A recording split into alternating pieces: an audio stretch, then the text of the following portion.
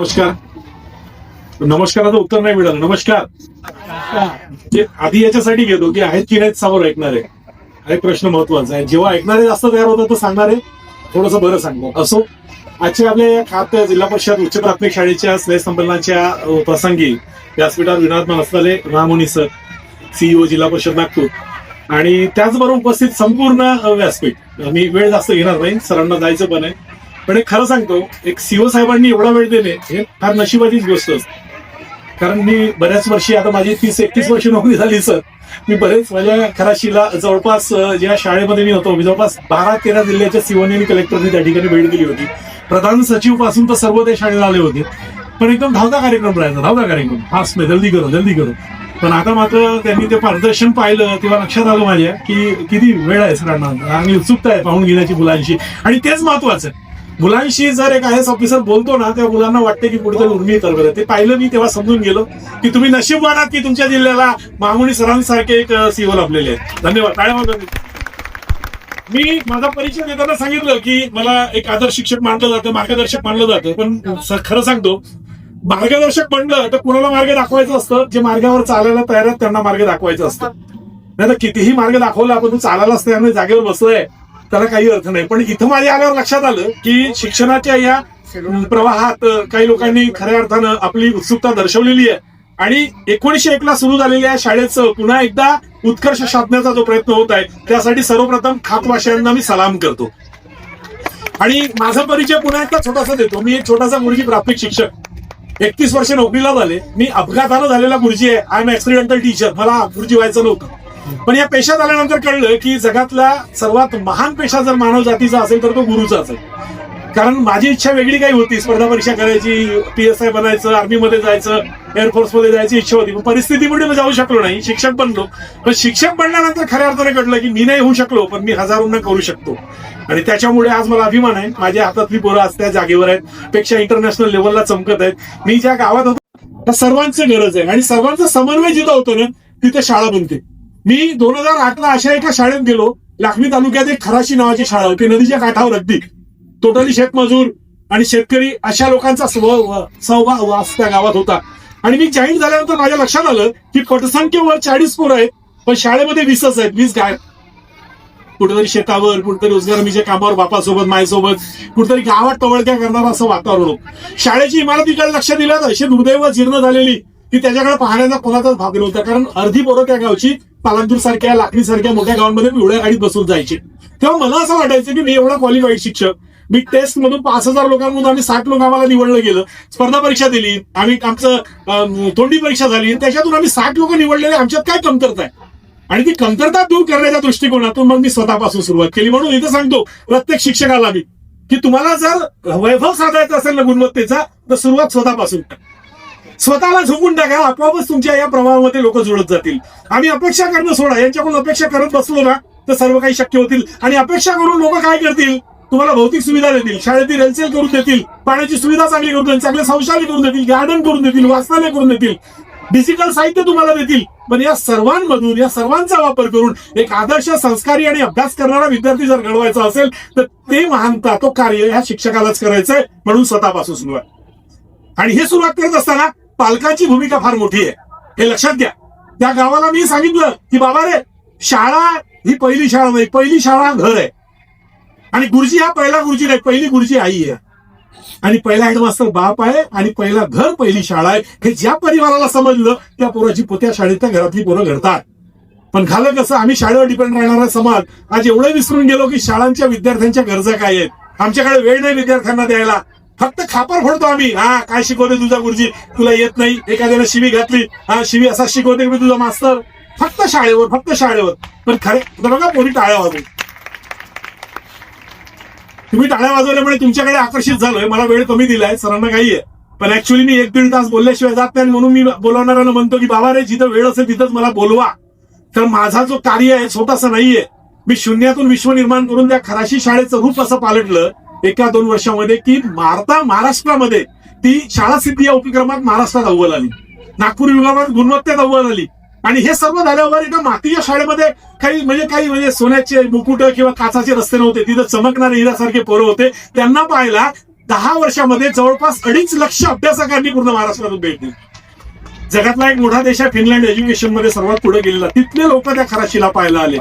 आणि जेव्हा 2024 मध्ये माझी बदली झाली मागच्या 2 वर्षापूर्वी, तेव्हा अक्षरशः तो गाव रडला. अक्षरशः 2 दिवस त्या गावात स्वयंपाक नाही झालं, सर चाललेत म्हणून. पण मी त्यांना म्हटलं, बाबा रे, उरलेल्या 7 वर्षासाठी आणखी एखादी शाळा माझी वाट बघत आहे.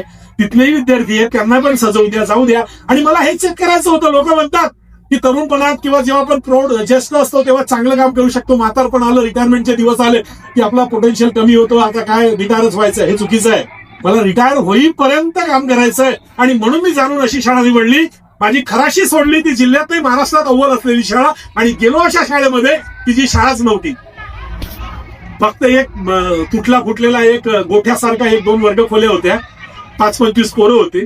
त्याही गावातले 5-60 पोरं मोवाडी सारख्या मोठ्या गावी पिवळ्या गाड्याला बसून जायला शिकायचे.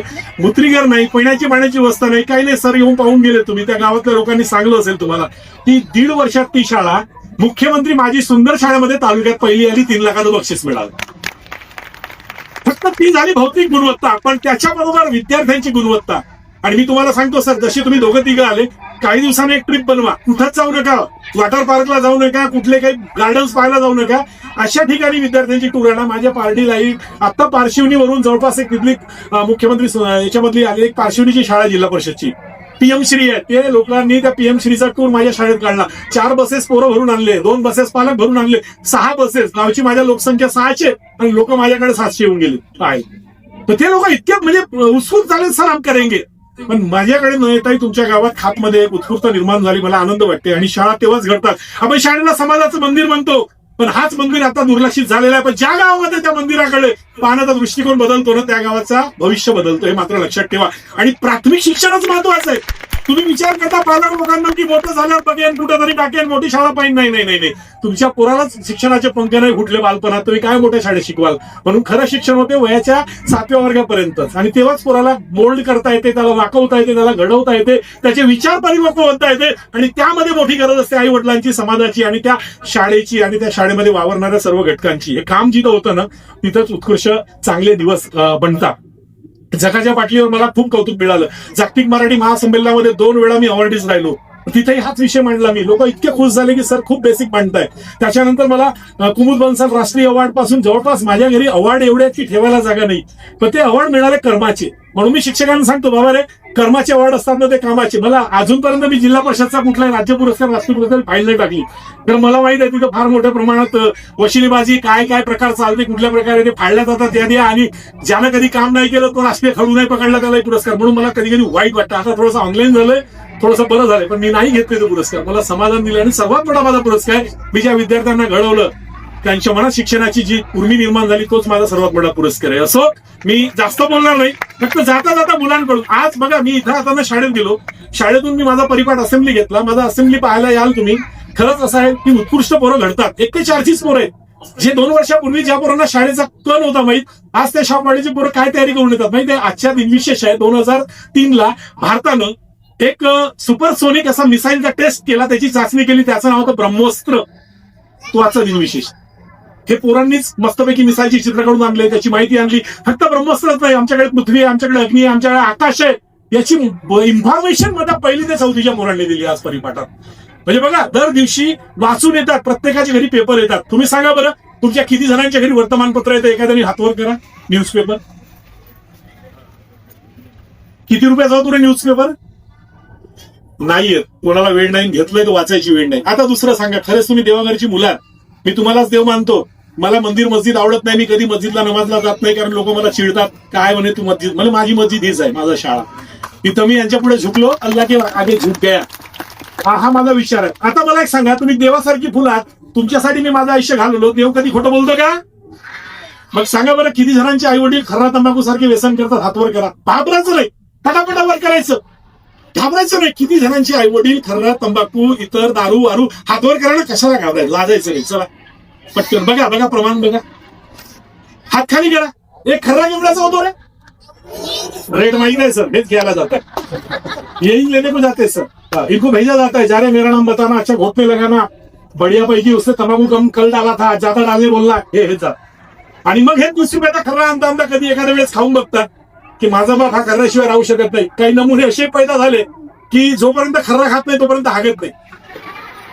हसाचा विषय नाही, रिअलिटी आहे. अन्न नाही खा, खर्रे खर्ऱ्यावर जगतात.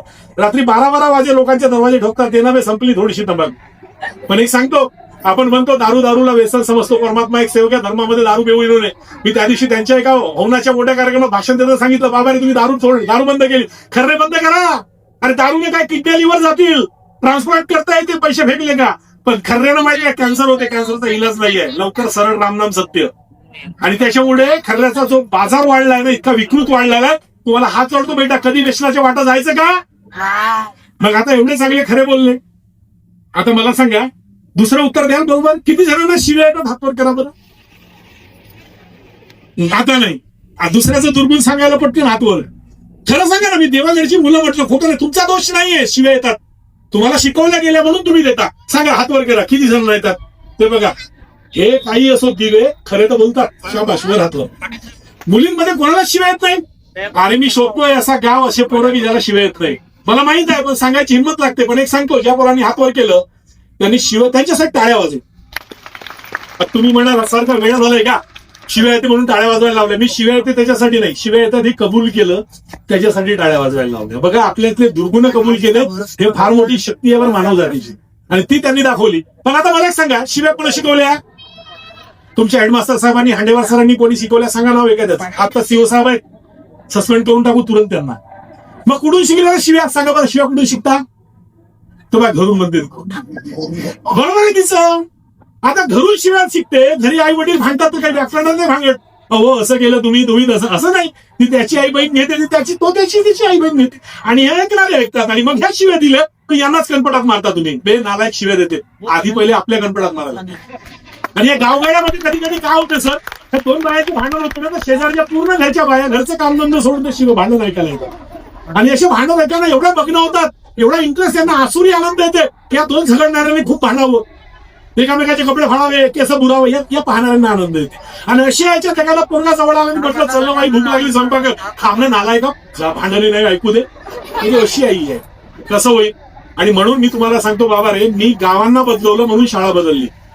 गुरुजी सर्वच चांगले आहेत, ते 10-5% असतील ते जाऊ द्या, त्यांना मी गुरुजी म्हणत नाही. पण आता तुमच्या या दुर्लक्षापुढे काय झालंय, आता शासनाने थोडेसे हात आपले वर केले, बरेच प्रयत्न केले शासनाने. शासनाचा दोष नाहीये, कारण आरटी नुसार आमचा हक्क आहे शिक्षणाचा, तो आम्हाला गव्हर्नमेंट देईल. पण तुम्हीच ते घ्यायला तयार नाही, तुम्ही शिकायला तयार नाही. तुम्हालाच ऑप्शन मिळायला लागले. तुम्हाला वाटते कॉन्व्हेंट, तुम्हाला वाटतं इंग्रजी शाळा. पण एक सांगतो, इंग्रजी शाळा आणि मराठी शाळेमधला खूप मोठा फरक आहे. ज्ञान माणसाला मातृभाषेतूनच मिळते. एखाद्या आईला घरी आला पोरगाने विचारलं, आई वाघाबद्दल 5 वाक्य सांग, आई सांगू शकते. टायगर बद्दल 5 सेंटेन्स लिही म्हटलं, आई सांगेल का, बापाही सांगेल का. पण तुमचे स्वप्न टायगरचे, तुमचा वाघ मात्र लपलेला आहे. एक लक्षात घ्या. आणखी एक फरक सांगतो, दोन्ही वर्गाची अंकलिपी आणा, इंग्रजी मीडियमच्या शाळेची अंकलिपी आणा, मराठी मीडियमच्या शाळेची अंकलिपी आणा. याच्यावर एक उदाहरण पटवून देतो. इंग्रजी शाळेच्या अंकलिपीमध्ये A for apple, B for असते सर्व काही, पण जी फॉर इंग्रजीच्या शाळेमध्ये जेंटलमॅन असते. तो सूट बूट टाकलेला, हेट टाकलेला चित्र असते, जेंटलमॅन म्हणजे सभ्य माणूस. आणि मराठी शाळेच्या अंकलिपीमध्ये जी फॉर गोट असते, बकरी, कारण त्याने रोज पाहिलेली असते. फरक बघा दोघातला.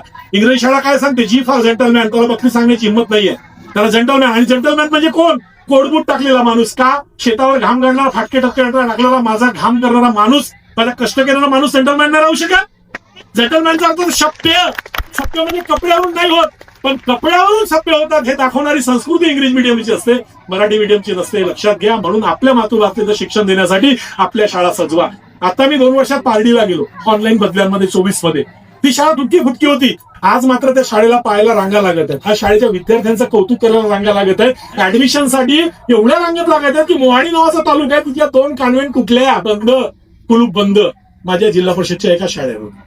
असं शहर होऊ शकते तर. आणि मी गुरुजींना सांगतो, बाबा रे आपल्या कर्मामध्ये फार मोठा दर्जा मिळालेला आहे, म्हणून झोकून टाका स्वतःला. तुम्ही जेवढं चांगलं कराल ना, देव तुम्हाला तेवढं चांगलं देईल. कुठल्या तेवढं जाण्याची गरज नाही, हाच तेवढं चांगला, याला सजवायचं. आणि म्हणून गुरुजींच्या पाठीशी उभे राहण्याचा प्रयत्न करा. दररोज त्यांच्या पाठीशी उभं राहून दररोज काय शिकवलं त्याबद्दल माहिती घ्या. 1 तास तरी पोरांसाठी द्या. आमच्याकडे एक उपक्रम सुरू झाला, 7 ते 9 पर्यंत मोबाईल टीव्ही बंद. कराल एवढी हिंमत. तुमचा मोबाईल सुटत नाही, बापही पाहते, माई पाहते, पोरही पाहते. हा, आजकालची आई अशी झाली, हो म्हणते ते पोरं. आजकाल हालत अशी झाली, आजकाल जन्माला आलेल्या पोरांना मोबाईल दाखवला जाते.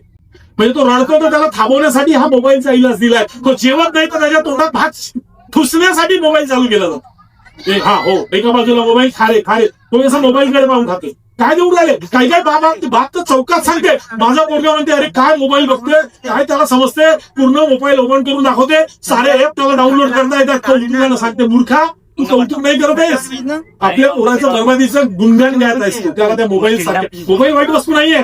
माझे एवढेही पोरं 125ही पोरं, 30 संख्येची शाळा 1.5 वर्षात 125 वर गेली. ऍडमिशन साठी पहिल्या वर्गात 100 अर्ज माझ्याकडे आलेले आहेत, बसायला माझ्याकडे जागा नाही. पण माझं स्वप्न असं आहे की नुसती एक पारडी बनवून चालणार नाही. इतरही गावामध्ये हा उत्कर्ष जर झाला तर खऱ्या अर्थानं या महाराष्ट्रात भारताच्या शिक्षणाची जी अधोगती झाली आहे ग्रामीण भागातली, ती सुदृढ होईल, ती मजबूत होईल. एक लक्षात घ्या. दुसरं, तुम्ही ऑप्शन्स असता. काही खेड्यातले पोरं खातमध्ये, पण खातचे पोरं खातवा नाही. खातचे पोरं रामटेकचे अर्धे पोरं नागपूर, नागपूरचे अर्धे पोरं पुणे मुंबई सारख्या मेट्रो सिटीज जातात. अंबानी साहेबांनी चंद्रावर जागा घेतली, तिथेही शाळा खोलली जाईल, तिथेही पोरं पाठवतील. पण कोण? ज्याच्याकडे पैसा आहे तो. तुम्ही सांगा ना गरीब लोक, तुमचे स्वप्न नाही तुमचं काय मुलगा IAS बनावा सरांसारखा, तुमचे स्वप्न नाहीये कलेक्टर बनावा, तुमचे स्वप्न आहे ना चांगला सायंटिस्ट बनावा, तुमचेही स्वप्न आहेत आणि बनले. जिल्हा परिषदच्या मातीच्या शाळेतून लोक बनले आहेत. आजही नागपूर जिल्हा कलेक्टर ऑफिसला एक माहितीच्या अधिकार पत्र लावा, how many persons are class 2 आणि क्लास 1. हे पोरं कुठल्या शाळेतून शिकून आले? तुम्हाला 80 ते 70% मराठी शाळेचेच विद्यार्थी तुम्हाला त्या ठिकाणी दिसतील, लक्षात घ्या. पण आमचा विश्वास कमी झाला. मग स्वतःचा विश्वास कमी झाला तर दुसऱ्यावर काय ठेवणार? म्हणून स्वतःवर विश्वास ठेवा, चळवळ निर्माण करा, अभ्यासासाठी वेळ निर्माण करा. माझ्या इथं पोरांना आम्ही इतक्या सुंदर सवयी लावल्या. 1.5 वर्षात बघा, माझ्या पोरांनी एक शाळेत बँक उघडली, त्यांची त्यांना पासबुक बनवून दिल्या. दररोज पोरं खाऊचे पैसे गोळा करतात. इंग्रजीत व्यवहार चालतो. इंग्रजी मी भाषा बनवली आहे. इंग्रजी सब्जेक्ट नाहीये, आम्ही सब्जेक्ट समजतो म्हणून इंग्रजी भारी आहे. ऍक्च्युअली मराठीपेक्षाही सोपी भाषा इंग्रजी आहे, फक्त बोलली गेली पाहिजे, आदान प्रदान झाला पाहिजे. इंग्रजी चांगलं बोलता येते. मी माझ्या पोरांना ते इंग्रजी संभाषण कौशल्य शिकवलं, फक्त माझ्या स्वतःच्या बोलण्यावरून, माझ्या शिक्षकाच्या टीमवरून. तर माझ्या पोरांनी माझ्या गावामध्ये दुकानात जर गेले ना तर भवरे, पतंगा, काचेच्या गोळ्या, चिप्स वगैरे कुरकुरे भेटत नाही. तो विकायला आणतच नाही, पोरं खायला जातच नाही. हेच पोरं बदमाश उन्हाळ सुधारलेत आणि त्यांनी खाऊच्या बँकेत पैसे टाकणं सुरू केलं. पोरच कॅशियर मॅनेजर आहेत. तेच how many rupees deposit today sir, I want to 10 rupees पाहिले तुम्ही ते सर्व पासबुक पाहिले त्यांचे. टोटल लाखोच्या टोटल करतात. 6,12,000 रुपये 1.5 वर्षात पोरांनी खाऊच्या पैशात गोळ केले. 6,12,000 बचत समजली. आणि त्या पैशाच्या व्याजावर मग आम्ही नोटबुक्स वगैरे कॅन्टीन चालवतो. त्यांना पाहिजे त्या सर्व गोष्टी. आता सहल नेली मी 1 महिन्यापूर्वी. कुठे गेली आमची सहल? 1 ते 4 ची सहल. आम्ही गेलो औरंगाबाद संभाजीनगरला. 1 ते 4 आणि 1 बस पोरं, 3 बस पालक सोबत. 3 बस पालक आले. असा चळवळ त्या गावात तयार झाली आहे. शाळेत देवळाची दानपेटी शाळेत आणून ठेवली आहे. पाहिली तुम्ही? शाळेत देवळाची दानपेटी शाळेत आहे. आता देवाला गरज नाही दानाची. दानाची खरी गरज आहे या विद्यार्थ्यांची, या देवांसाठी. आणि म्हणून शाळेची दानपेटी भरत राहते आमची दररोज. आमच्या शाळेत ग्रामपंचायतनं तुम्हाला काय दिलंय मला सांगितलं, मला आनंद झाला. पण तुमचं फक्त ते तेवढंच एक टॅब किंवा एक आरो देऊन चालणार नाही. 4ही वर्गाला स्मार्ट बोर्ड दिली माझ्या ग्रामपंचायत. छोटीशी 700 लोकसंख्येची गावातून जाऊ, चिखलातून जाऊ. पण शाळेचं जर दुर्लक्ष केलं तर विद्यार्थ्यांचं आयुष्य चिखलात जाईल याची चिंता ज्या गावात होते ना, तो गाव तिकडे वळते. म्हणून माझ्या ग्रामपंचायत सोलर लावून दिलं इलेक्ट्रिक बिलसाठी. प्रत्येक वर्गात स्मार्ट बोर्ड, 12 कॉम्प्युटरचं एक लायब्ररी, डिजिटल पोरं हँडल करतात छानपैकी. आणि स्वच्छता, सुंदरता एवढी सुंदर आहे की शाळेला जर पाहिलं तर तिथून निघण्याचे विचार होत नाही. शाळा मंदिरासारखी झाली. सायंकाळी आम्ही पोरांसाठी जे मोठे पोरं आहेत, 11वी 12वी झालेले, ग्रॅज्युएट करणारे, त्यांच्यासाठी स्पर्धा परीक्षाची वाचनालय तिथे तयार केलं. नेट कनेक्शन 9,000 रुपये वर्षाचं टाकून पूर्ण वर्षाचं नेट त्या शाळेत करून दिलं. या सर्व गोष्टी झाल्यामुळे आज चळवळ सुरू झाली. विद्यार्थिनीसाठी दर महिन्याला कुठल्याही एका दिवसासाठी आणि पोरांसाठी त्या ठिकाणी आयोजित करतो. शाळा खऱ्या अर्थानं समाजाची बंधन आहे. या छोट्या बालगोपालांना बनवण्याबरोबर मोठ्यांना बनवण्याचं आमचं कर्तव्य आहे आणि आधी बनायचं आम्हाला मोठ्यांना. आणि एक सांगतो आई वडिलांनो, तुमचं स्वप्न फार मोठं असतं आणि सुखानं मृत्यू केव्हा येते माहिती आहे माणसाला? ज्याची अवलाद चांगली निघते तोच माणूस सुखानं मरतो. नाही तर करोडो कमवले पण अवलाद चांगली नाही निघाली, तो दुःखात मरतो. तो दोघांना साकडे काढतो, घेऊन जा रे बाबा. म्हणून सर्वात मोठं पुण्य हेच आपली अवलाद घडवा. प्रत्येकाने हा विचार केला ना आणि त्यांच्याशी प्रेम द्या. हे वाईट नाहीये, हे चांगले आहेत, हे खरंच देवतुल्य आहेत. ते जर वाईट वागतात ना त्याच्या मागे आपली कुठेतरी असतो, हा विचार मनात ठेवा. आणि शाळेच्या पाठीशी राहा. शाळेला पाहिजे तेवढं दान. मी खराशील असताना 6 कॉम्प्युटर लोकांच्या घरी बुटाबुटी मेल्यानंतर तेरवीचं जेवण न देता फक्त पूजापाठ करायची आणि तेरवीचे पैसे जेवणाचे शाळेला द्यायचे, असे करून मी तिथं 7 कॉम्प्युटर बनवले होते. किती मोठे विचार असतील. आणि म्हणून आज त्या गावात डॉक्टर्स काय, इंजिनियर्स काय, स्पर्धा परीक्षाची तयारी काय, अशा पोरांची रेलचेल सुरू झाली. आणि या पार्टीमध्ये आणखी 5 वर्ष मी तुम्हाला गॅरंटीनं सांगतो माझी शाळा 3 वर्षात देशाच्या पटलावर चमकेल. पण माझी इच्छा पुन्हा एकदा सांगतो, माझी एकटी शाळा आहे, मग त्याचं खात आहे, पार्श्वनीची शाळा आहे, असं कुठल्याही नागपूर जिल्ह्याची असो, त्या सुद्धा प्रवाहानं पुढे गेल्या पाहिजेत अशी अपेक्षा करतो. आणि या ठिकाणी मला बोलवलं, मला आनंद झाला. मला बोलायचं बरंच होतं, पण next time I will come, but before you come to my school with your all parents, एक गाळ्याची 2-4 बसेस करून टाका आणि या पुन्हा तुम्हाला कसं काय घडवलं, कसे काय करतात पोरं. सकाळी 5ला उठतात, गुड मॉर्निंगचा मेसेज सर्व वर्गावर येऊन जातो ग्रुपवर. सायंकाळी रात्री 10ला झोपतात, गुड नाईटचा मेसेज आल्यावर, म्हणजे 10च्या 5 वाजून 10 मिनिटाला 5 मिनिटं कमी असतील, आम्ही फोन लावला, what are you doing sir, I am reading. तो पोरगा पहिली दुसरीला 10 वाजता आणि सकाळी 5ला उठायचं. हे चांगल्या गोष्टी त्या ठिकाणी पेरल्यात. पोरांमध्ये पोटेन्शियल निर्माण झालं, संस्कारी वागायला लागले, शिस्तीत वागायला लागली, डिसिप्लिनला वागायला लागली. आणि हीच जी सुरुवात झाली तर त्या पोरांचं भविष्य उज्ज्वल आहे आणि त्याच्या पाठीशी जे जे मदत करतील ते पुण्यवान होतील, हे लक्षात घ्या अशी अपेक्षा करतो. आणि जाता जाता एक सुंदर वाक्य आहे बाबासाहेब आंबेडकरांचा, की मंजिले सॉरी एका समाजाचा लढा पाहिजे, फुलाफलांचा बळा पाहिजे, एक वेळचं मंदिर मस्जिद नसतील गावात चालतील, पण सुंदर अशी आदर्श शाळा. सुंदर वाक्य. आणि पोरांनो बेटा तुमच्यासाठी शेवटचं, देव पाहिला का? नाही. कुठं पाहिलं तू? दाखवा मला. आतमध्ये आहे, कुठं आहे देव? पाहिला तुम्ही? देव तिथे नाही आहे. देव कुठे गेला मी सांगतो. देवाला माहित होतं देव मी जर असा राहिलो तर हे लोक मला सोडणार नाहीत, मला शोधण्याला कुठे कुठे फिरतील. तो देव माहितीये कुठे गेला? आई वडिलांच्या रूपात गेला. आई वडीलच आपले खरे देव आहे, हे लक्षात घ्या. त्यांचे स्वप्न पूर्ण करणं म्हणजे देवाची पूजा करणं, त्यांना रडवणं म्हणजे देवाची विटंबना करणं. स्पष्ट करा त्यांचे स्वप्न काही नाही ती तुम्ही त्या श्रावण बाळासारखे 2 टोपलीत बसून काही चारोधाम फिरवा नकोय. तुम्ही सुखात जगले पाहिजे, तुमच्यामुळे त्यांच्या डोळ्यात असू नाही आले पाहिजेत. हेच फक्त अपेक्षा ते करण्यासाठी बेटा मेहनत करा. आणि विशेषतः मुलींना तुम्हाला हात जोडून विनंती करतो, आपल्या पायावर आधी उभे. हे फुकटच्या मोबाईलमुळे आजकाल काय झाले, सर्व हंगामे होते सर, हंगामा. तर कल्चर त्याला गर्दी, पण एखादा प्रवचनकार एखादा चांगला आला तर कीर्तनकार नाही, त्याला नाही येत लोक, वेळ नाहीये. आणि हंगाम्यात माहितीये का सर्वात जास्त बायाच राहते. हो सर्वात जास्त बाया राहत, हे चित्र आहे. आणि मग 16-17 वर्षाची मुलगी कुठं पळाली तर मग तिला शिवाय द्यायला ह्याच बाया पुढे येतात. अरे ते पागाना आम्ही दिलं काय त्यांना? आणि मुलींना सांगतो बेटा पायावर उभे व्हा.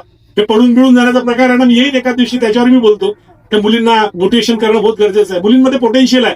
काय आहे सांगू का? त्या जन्माला आले तेव्हा 1 किलो जलेबी आणि हे पोरं जन्माला आले तर 3 किलो पेढे.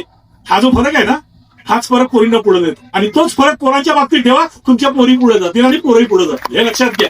आणि म्हणून बेटा जीवनात एक लक्षात ठेवा, त्यांचे स्वप्न. अरे बाबा तुम्ही उपाशी नाही राहिले पाहिजे म्हणून स्वतः उपाशी राहणारी आई, तुम्हाला ताप आला तर साऱ्या टेस्ट करून मोठ्या डॉक्टर नागपूरचा, आपल्याला ताप आला तर एक गोळी खाऊन झोपणारा बाप, तुमच्या अंगावर फक्त ठिकाणाचा कपडा नाही पाहिजे, आपल्या अंगावर घालणारा बाप आणि माय, याच्यापेक्षा देव मोठा असतो का रे?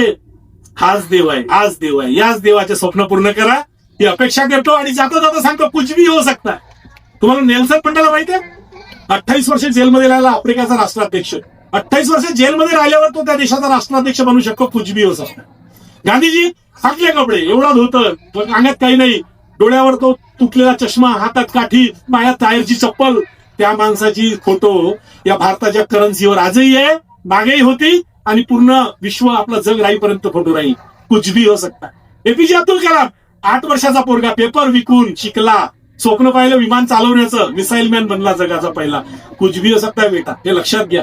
फक्त मनात फक्त ते जिद्द ठेवा. हे ज्योतिबा, बाबासाहेब आंबेडकर, बाबासाहेबांचा विचार करा. वर्गाच्या बाहेर छूतहतूची भावना होती, वर्गाच्या बाहेर ठेवलेला पोरगा तो जगाचा सिंबल ऑफ द नॉलेज बनते. कुछ भी हो सकता. म्हणून यांच्यामध्ये पोटेन्शियल आहे, यांना ओळखा आणि त्या दिशेत जाण्यासाठी सतत प्रयत्न करा. देवळात न जाता शाळेत आले ना तर तुम्हाला पुण्य मिळेल एवढं अपेक्षित करतो. आणि जाता जाता गालिब साहेब एक मोठा एक सुंदर शेर आहे की मंजिले तो मिली ही जाएंगी भटक कर ही सही, घूम रहा तो वो होते जो घर से निकलते नहीं तो निकला जाते. धन्यवाद. जय हिंद, जय भारत, जय महाराष्ट्र. थँक्यू. धन्यवाद सर, आपल्या कार्याबद्दल आणि आपल्या व्यक्ती